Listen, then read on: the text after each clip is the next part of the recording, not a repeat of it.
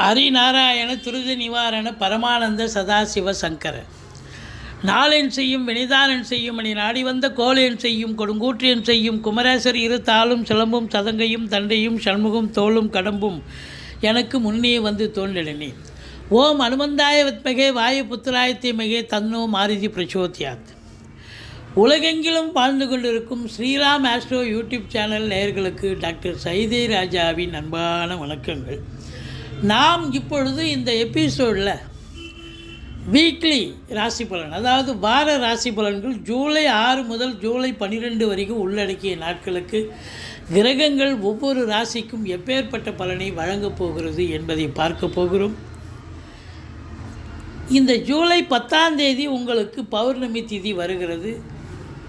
இதுவரைக்கும் எங்கள் சேனலை பார்த்து கொண்டிருக்கும் அன்பர்கள், சப்ஸ்கிரைப் செய்யாதவர்கள் சப்ஸ்கிரைப் செய்து கொள்ளும்படி கேட்டுக்கொள்கிறோம். ரைட் சைடில் சப்ஸ்கிரைப் இருக்கும், பெல் பட்டன் இருக்கும், ரெண்டுத்தையும் ப்ரெஸ் பண்ணிங்கன்னா அடுத்த நொடியே எங்களுடைய வீடியோ உங்களை நோக்கி வர துவங்கிவிடும். வாங்க ராசிக்குள் செல்லலாம். கடகராசி அன்பர்களுக்கு வணக்கம். கடகராசி காலபுருஷனுக்கு 4வது ராசி. புனர்பூசம் 4ஆம் பாதம், பூசம் ஆயில்ய நட்சத்திரம் உள்ளடக்கியது. இதனுடைய அதிபதி சந்திர பகவான் ஆரம்பத்தில் 4ஆம் இடத்தில் அமர்ந்து குரு பார்வையில் குரு சந்திர யோகம் பெறுகிறார். 4ஆம் இடம் சூப்பரான இடம். 5ஆம் இடம் 6ஆம் இடத்துக்கும் செல்கிறார் மாத இறுதியில். ஸோ இப்படி ராசிநாதனுடைய நிலை மிக சிறப்பாக இருக்கிறது. 11ஆம் இடத்து அதிபதியான சுக்கிர பகவான் 4க்கும் 11க்கும் ஆதிபத்தியம் பெற்ற சுக்கிர பகவான் ஆட்சி பீடத்தில் 11இல் இருப்பது மிக மிக சிறப்பு. இப்படி கிரகங்களுடைய சஞ்சார நிலை சிறப்பாக இருப்பதால் குரு பார்வை வேறு இருக்கிறது. அற்புதமான ஒரு வாரமாக இது விளங்கப் போகிறது இந்த கடக ராசியில் பிறந்த அன்பர்களுக்கு. 3ஆம் இடத்துக்கு ஆதிபத்தியம் பெற்ற புத பகவான் ராசியில் இருக்கிறார். உங்கள் முயற்சிகள் திருவினையாக்கும். 2இல் 5க்கும் 10க்கும் உடைய செவ்வாய் பகவான் இருப்பது மிக சிறப்பு. ஆதலால் உங்களை பொறுத்தவரையிலையும் செவ்வாயினுடைய ஆதிக்கம் நிறைந்த அன்பர்கள், ஏன்னா 4ஆம் பார்வையாக விருச்சிகத்தையே பார்க்குறார், 5ஆம் வீட்டை பார்க்குறார், பூர்வ புண்ணிய ஸ்தானத்தினுடைய வலு கூடுகிறது. மற்றபடி ஃப்ளாட் ப்ரமோட்டர்ஸ், பில்டர்ஸ், கட்டிடக் கலைஞர்கள், இளவாங்கி விற்கக்கூடிய அன்பர்கள், செங்கல், மணல், ஜல்லி, ஹார்ட்வேர்ஸ் போன்ற பிரிவில் பணியாற்றுபவர்கள், விவசாயம் சார்ந்த பிரிவு, மற்றபடி ரசாயனத்துறையில் பணியாற்றக்கூடியவர்கள், மெடிக்கல் ஃபீல்டில் இருக்கிறவங்க, இவங்க எல்லாருக்குமே இந்த வாரம் ஒரு உன்னதமான ஒரு சந்தோஷத்தை தரக்கூடிய ஒரு அற்புதமான ஒரு வாரமாக விளங்கப் போகிறது. எது எப்படி இருந்த போதிலும் 2க்குடைய சூரியன் 12இல் இருக்கிறார், குருவோடு இருக்கிறார். 2இல் கேது பகவான் இருக்கிறார். அப்போ பேசுவதில் கொஞ்சம் எச்சரிக்கையாக இருக்க வேண்டும். வேலை பார்க்குற இடம், உத்தியோகம் பார்க்குற இடம், சொந்த தொழில் பண்ணுற இடம், ஏன் குடும்பத்திலே கூட பார்த்து தாங்க பேசணும். மற்றபடி குறைவொன்றும் இல்லை. கொடுக்கல் வாங்கல் செய்ய வேண்டாம். 3ஆம் இடத்தை சனி பார்ப்பது இளைய சகோதர சகோதரிகளுக்கு தேக ஆரோக்கிய குறைவு ஏற்படலாம், அல்லது உங்களுக்கும் அவங்களுக்கும் கான்ட்ரவர்சி, கருத்து வேறுபாடு வரலாம்.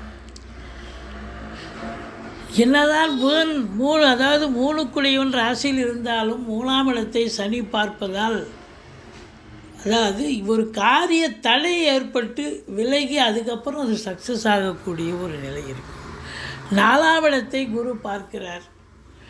வீடு வாங்க, மனம் வாங்க, துறவு வாங்க, வீடு கட்ட, ஃப்ளாட்டு வாங்க, இப்படி ஏதாவது ஒரு முடிவு குடும்ப உறுப்பினர்கள் சகிதமாக உட்காந்து பேசி நல்ல முடிவாக எடுப்பீங்க. அது சாத்தியப்படுமா? சாத்தியப்படும். சக்ஸஸ் ஆகுமா? சக்ஸஸ் ஆகும். படிக்கிற பிள்ளைங்க ரொம்ப நல்லா படிப்பாங்க, ஒன்றும் எந்த குறையும் இல்லை. அவங்க எந்த கோர்ஸில் சேர்த்து விடணுமோ அந்த கோர்ஸில் சேர்த்து விடுவீங்க, கிடைக்கும், நல்லா படிப்பாங்க. தாய் வழி சொந்தங்களால் அனுகூலம், அசையா சொத்துக்கள் மூலம் ஆதாயம், வண்டி வாகனங்களை வச்சு பொழப்பு நடத்தக்கூடியவர்களுக்கு பொழப்பு ரொம்ப நல்லா போகும், ஒன்றும் எந்த குறையும் இல்லை அப்படின்னு சொல்லணும். ஸோ 4ஆம் இடம் சுகஸ்தானம் என்பது திருப்திகரமாக இருப்பதால் நீங்கள் சுகவாசியாக இருக்க போகிறீர்கள், குறை ஒன்றும் இல்லை. 5ஆம் இடத்தை அதிபதி பார்ப்பதால் பிள்ளைகளுடைய கல்வி வளர்ச்சி இதெல்லாம் சிறப்பாக இருக்கும். சந்தோஷமான ஒரு வாரமாக இது உங்களுக்கு நிகழப்போகிறது. 6ஆம் இடத்தை குரு பார்க்கிறார். எதிரிகள் ஓடி ஒளிவார்கள். கடன் சுமை படிப்படியாக குறையும். கோர்ட்டில் கேஸ் எதாக இருந்தால் உங்களுக்கு சாதகமாக தீர்ப்பு வரும். சொந்த தொழில் செய்யக்கூடிய அன்பர்களுக்கு நம்பிக்கைக்கு பாத்திரமான பணியாளர்கள் கிடைப்பார்கள்.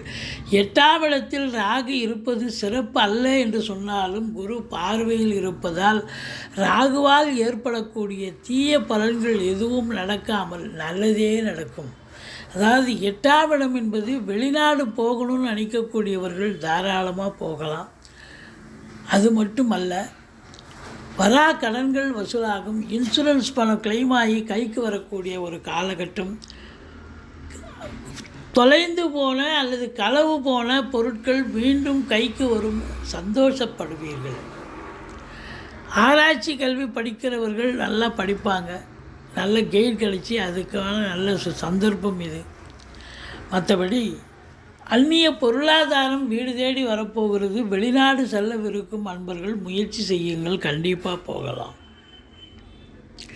உள்நாட்டு வாணிபம், வெளிநாட்டு வாணிபம், ஏற்றுமதி இறக்குமதியாளர்கள், ஷேர் மார்க்கெட்டில் இன்வெஸ்ட் பண்ணுறவங்க, ஸ்பெக்குலேஷன், ஆன்லைன் பிஸ்னஸ் பண்ணுறவங்க, இவங்களுக்கெல்லாம் சிறப்பான நேரம். 9ஆம் இடத்தில் சனி பகவான் இருப்பது தந்தைக்கும் உங்களுக்கும் கருத்து வேறுபாடு வரலாம். மற்றபடி சிவ கடாட்சத்தை பெறக்கூடிய ஒரு தருணம். பாக்கிய தடை இருக்கும், கொஞ்சம் விட்டு அனுசரித்து போங்க. மற்றபடி குறை ஒன்றும் இல்லை. 10ஆம் இடத்து அதிபதி செவ்வாய் எங்கே பார்க்குறார் அப்படின்னா 9ஆம் இடத்தையும் பார்க்குறார், 8ஆம் இடத்தையும் பார்க்குறார். ஆதலால் காவல்துறை, தீயணைப்புத்துறை, மருத்துவத்துறை, இராணுவத்துறை, IAS, IPS, IFS, அதற்கு நிகரான பணியில் இருக்கும் அன்பர்கள், கடைநிலை ஊழியர்கள், இன்னும் பிற அரசு ஊழியர்கள், தனியார் துறையில் வேலை பார்க்கக்கூடியவர்கள், யூனிஃபார்ம் செக்யூரிட்டிஸ், மற்றபடி ப்ரைவேட் செக்யூரிட்டியாக கூட இருக்கலாம்.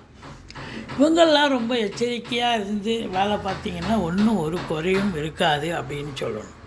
மற்றபடி 11இல் 11க்குடைய சுக்கிரன் இருப்பது செல்வ கலாட்சத்தை காட்டுகிறது. நினைச்ச காரியத்தை சக்ஸஸ் ஆகும்.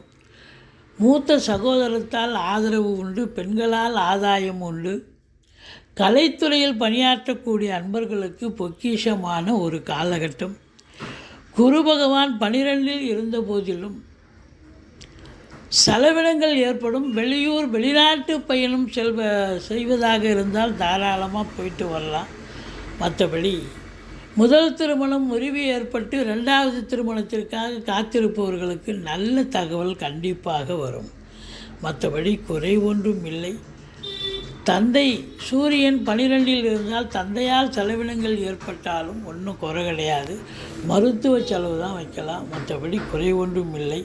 நீங்கள் வணங்க வேண்டிய தெய்வம் முருகப்பெருமானை வணங்குங்கள். மற்றபடி இந்த வாரம் மிக சிறப்பான ஒரு வாரமாக அமையப்போகிறது. இதுவரைக்கும் எங்கள் சேனலை பார்த்தமைக்கு நன்றி. எங்கள் வீடியோ பிடிச்சிருந்தால் லைக் பண்ணுங்கள், ஷேர் பண்ணுங்கள், சப்ஸ்கிரைப் பண்ணுங்கள். மறக்காமல் சப்ஸ்கிரைப் பண்ணுங்கள். நன்றி. வாழ்க வளமுடன்.